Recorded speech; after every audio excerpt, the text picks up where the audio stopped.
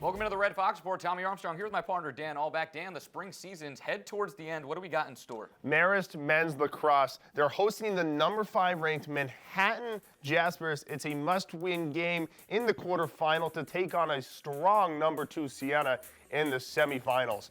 Marist up 6-1 in the second quarter. It's Jake Deasy who finds Stephen Kane on the crease for the goal. It's Kane's third goal on the day to go along with an assist. Marist leading 7-1 through the second frame.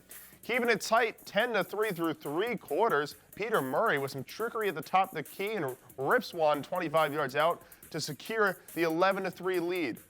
Drew Anderson slicing through the defense to find Sean Mullen on an island.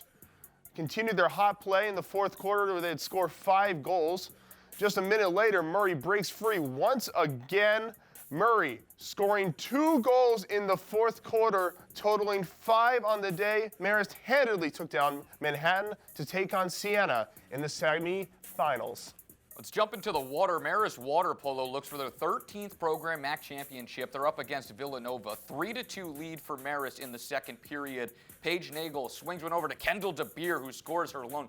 2 goals within 35 seconds on back-to-back possessions, giving Marist a lead they've never looked back from. Here again, Ella Bumgardner takes the pass, spins inside, and finds it. Get another look. The All-MAC second-teamer propelling Marist up to a 7-4 lead. Let's take a look at some defensive highlights. Inez Sanchez in net, a diving save early on to keep the Red Foxes, and then 8-5 later, Sarah Withers fires one straight off the post, heads up play to knock it away. Sanchez grabs one of her 4 critical saves of the period, improving to a .722 save percentage on the afternoon, leading to an eruption of MVP chants in the arena and a spot in the MAC championships. Let's listen in. What a great season to be proud of for these Wildcats. A 21-win season, so much to be proud of. 3-game series versus Iona. Marist needs 1 in order to host the MAC championship at home for softball. Bottom of the fourth, a high drive to right center field. Maya McDonald sets the single-season MAC record for home runs at 22 and announced the back-to-back MAC Player of the Year. Top of the 6th, 1-1 is grad pitcher Kylie Myers, who strikes out freshman Sarah Pena struck out 6 in a complete game. Bottom of the 6th, 1-1 score. It's junior Peyton Pusey hits a home run to right center. It's the 9th home run of the season, 5th in as many games for the MAC Player of the Week as she drives in the winning run. Marist winning 2-1, clinching the 1 seed and hosting the MAC tournament. They're going to sweep this series, close the season at 44-7-1, winning their last 14 games. An incredible season for MAC softball.